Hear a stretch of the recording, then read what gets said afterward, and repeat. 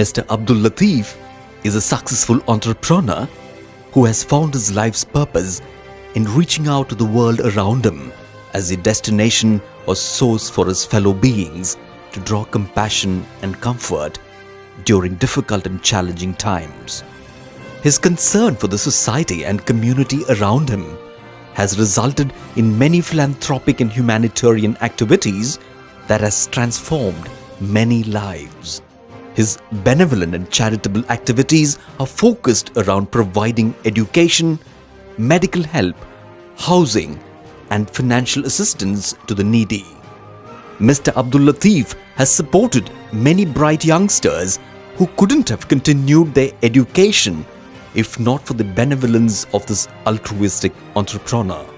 Mr. Abdul Latheef is even working towards interest-free financial lending to those in need of loans.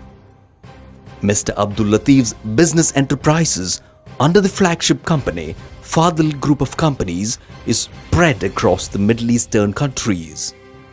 He also facilitates Hajj pilgrimage tours as a charitable activity.